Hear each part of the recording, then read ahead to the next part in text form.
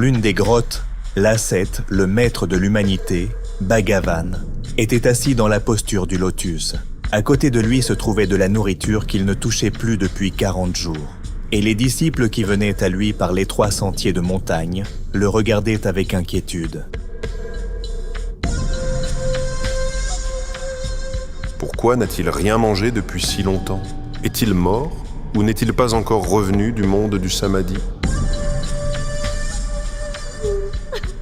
Son corps demeurait assis dans la grotte, mais son esprit flottait dans des mondes invisibles et merveilleux où il voyait des créatures extraordinaires, des lions ailés, des serpents à 12 têtes, des anges. À 6 ailes. Autour de lui tourbillonnaient des spirales d'énergie multicolores, d'énormes sphères chatoyantes qui tantôt se repoussaient, tantôt se fondaient les unes dans les autres. Mais à cet instant, il revint dans son corps. La sombre grotte sembla s'illuminer d'une lueur subtile. Une voix inconnue lui murmura. « Maintenant, tu peux tout faire. Voler, traverser les murs, matérialiser des objets. » Bhagavan se concentra un instant, s'éleva au-dessus du sol, les paumes jointes, et matérialisa un cristal.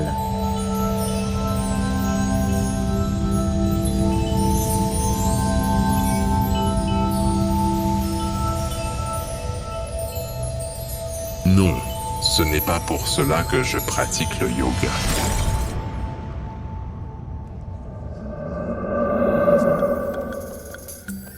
Je veux atteindre l'Anuttara Samyak Sambodhi, la libération complète et définitive de ce morceau de chair que je prends pour moi-même. Les vers de terre et les taupes traversent la terre. Les mouches peuvent voler et les insectes qui marchent sur l'eau peuvent glisser à sa surface. Et nos femmes matérialisent non pas de simples pierres, mais des êtres vivants entiers pendant la grossesse et l'accouchement. Je veux atteindre l'illumination. Je veux de cette créature misérable, petite comme un grain de poussière dans l'infini de l'univers, devenir Dieu en me dissolvant en lui comme une goutte dans l'océan. Car le véritable miracle n'est pas de voler comme les mouches, mais que l'ignorant devienne sage, que l'esprit enfermé dans la cage du corps devienne infini, que la conscience limitée qui pense « je suis le corps, je suis le nom, je suis un homme » s'élargissent et deviennent l'univers, deviennent l'absolu, atteignent le nirvana. Avec cette prise de conscience, il se remit à méditer afin d'atteindre son but. Lorsqu'il entra dans le samadhi, il vit des mondes et des univers merveilleux. Mais il se souvint de ce que le grand maître El Morya lui avait dit. « Souviens-toi dans le sommeil que tu dors, et au matin, tu t'éveilleras. Dans l'état de veille, souviens-toi que ceci est un rêve, et que la mort est l'éveil. » Il se mit alors à contempler avec détachement les étranges éclairs de lumière, les immenses nuages lumineux et les étoiles étincelantes, ainsi que les terribles dragons cracheurs de feu qui passaient devant lui en battant bruyamment leurs immenses ailes. Toutes ces impressions ne l'affectaient pas encore plus, et il se retrouva dans le grand silence, rempli de grâce et de lumière jaillissant de nulle part. C'était le monde du nirvana dans lequel il se mit à se dissoudre. Soudain, en un instant, il devint l'univers tout entier, toutes les galaxies, toutes les étoiles et toutes les planètes, tous les êtres vivants. Il voyait le monde par des myriades d'yeux, l'entendait par des myriades d'oreilles, agissait par d'innombrables mains et membres. Il était tout et rien à la fois, ressentait tout ce que perçoivent et éprouvent tous les êtres, et en même temps en demeurait détaché. Il était l'absolu, il était Dieu.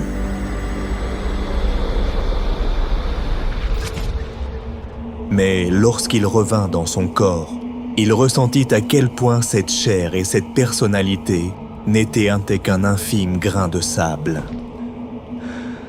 Il s'y sentait à l'étroit, comme dans un cercueil de pierre. Il avait perdu tout sens de l'existence dans cette misérable limitation, appelée l'homme et sa vie. Dans ce corps qui étouffait son esprit, il se sentait comme le Christ sur la croix, cloué aux chaînes de la matière.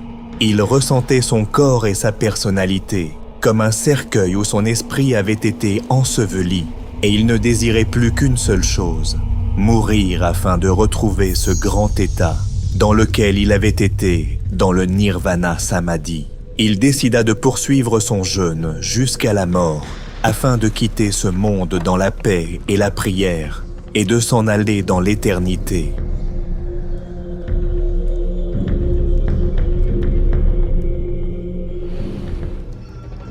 C'était déjà le 40e jour de son jeûne.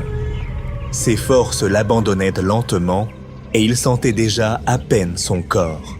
Comme chaque matin, ses disciples vinrent à lui pour méditer ensemble et s'assirent en demi-cercle autour de leur maître.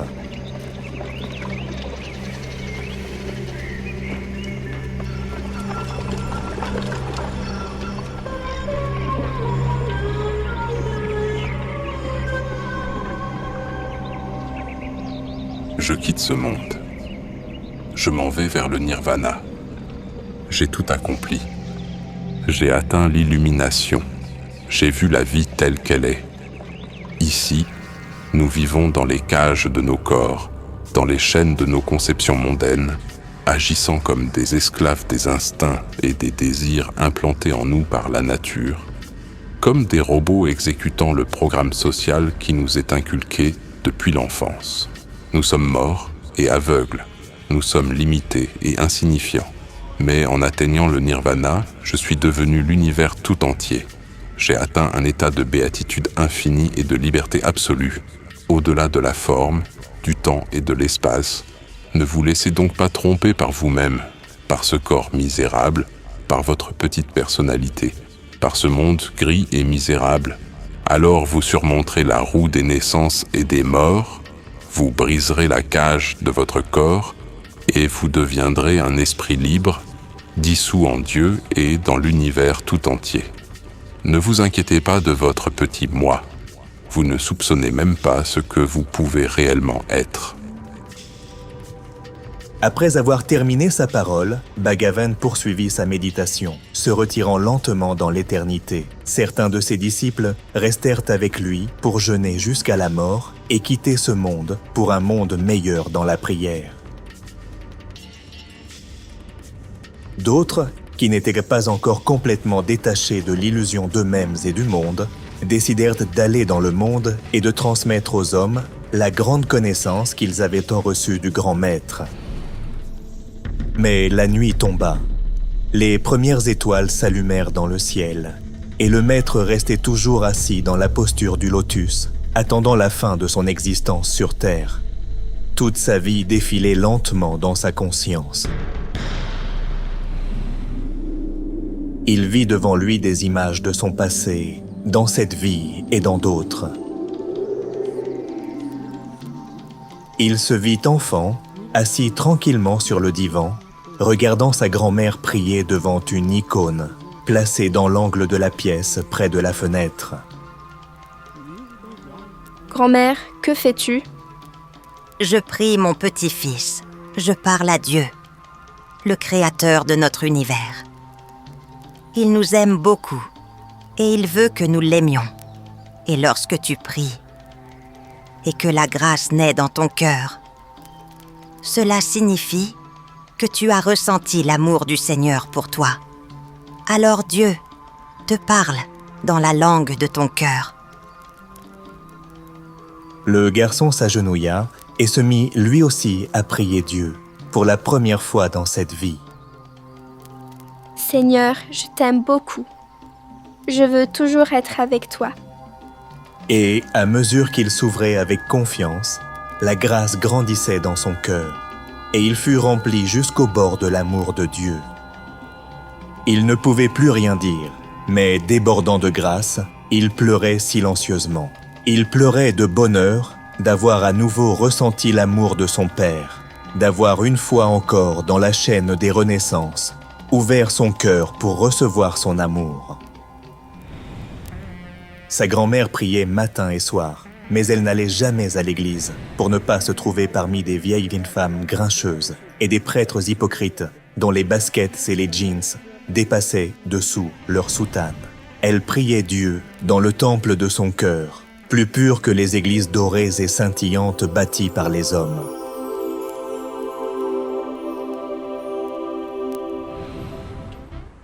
Il se souvint aussi de son grand-père.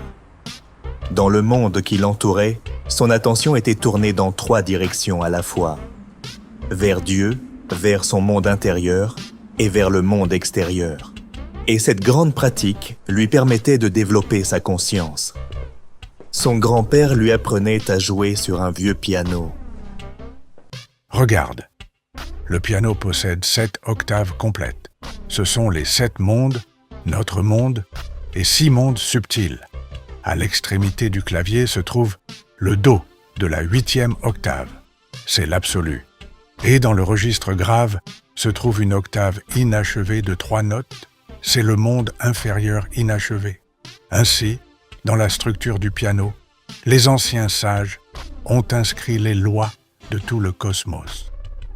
Le petit-fils écoutait avec intérêt tout ce que lui enseignait son grand-père, et bientôt il apprit à jouer la musique des sphères, où chaque note avait sa propre signification.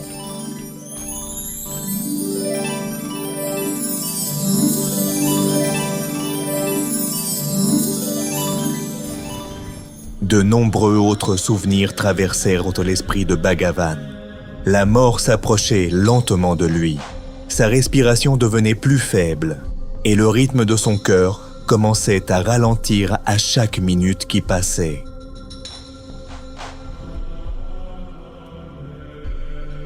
Puis, comme si un éclair traversait le ciel, il vit devant lui 1000 visages de Bouddha, Krishna, Allah, Jéhovah, Shiva, Zervan et des millions d'autres formes du Dieu unique. Et il réalisa que Dieu, lui-même, lui était apparu. Mon fils, tu as atteint le nirvana, mais je te prépare une autre tâche. Va et enseigne aux hommes cette grande vérité que tu as toi-même comprise. Et après leur avoir transmis ton savoir, reviens à moi. Reviens à moi. Bhagavan restait assis, bouleversé par ce qui venait de se produire. Mais ayant reconnu la volonté de Dieu, il se prosterna jusqu'à terre et dit « Que ta volonté soit faite, que ta volonté soit faite, que ta volonté soit faite. » Et se relevant de sa prosternation, il trouva la ferme résolution d'accomplir le commandement du Père de l'univers. Ayant rassemblé ses disciples, il leur annonça la volonté de Dieu. Comment réveillerons-nous les hommes des ténèbres de l'ignorance ? L'égrégore lumineux du cercle des prêtres de Kailash nous y aidera. Un égrégore est un être du monde subtil.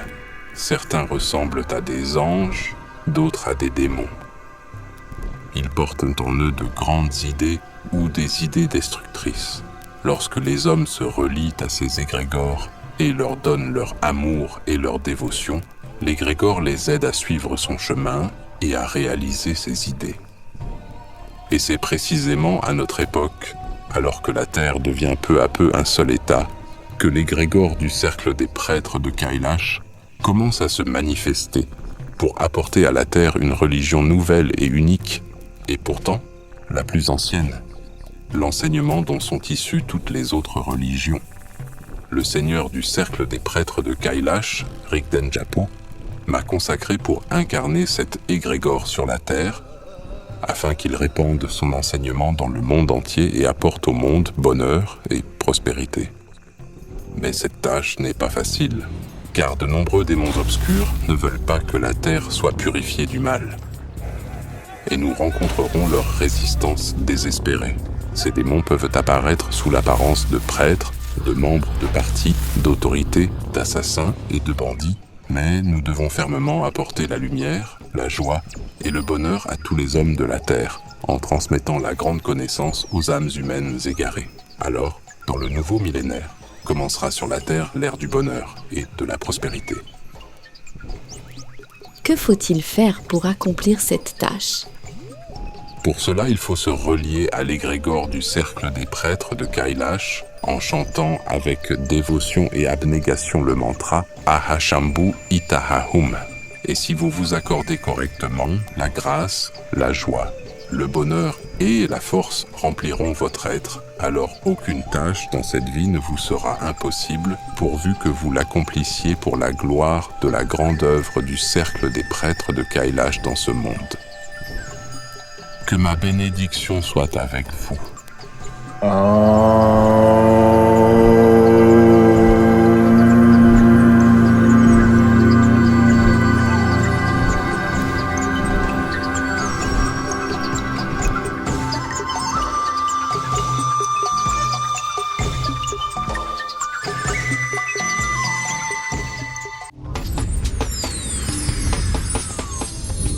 En chacun de nous vit une parcelle de lumière étoilée. Le sens-tu ? Je sais que tu es une âme lumineuse, car dans ton âme vit une étincelle de Sirius. Tu n'es pas seul dans ce monde. Trouve mes disciples dans ta ville. Clique sur le lien dans la description et rejoins-nous.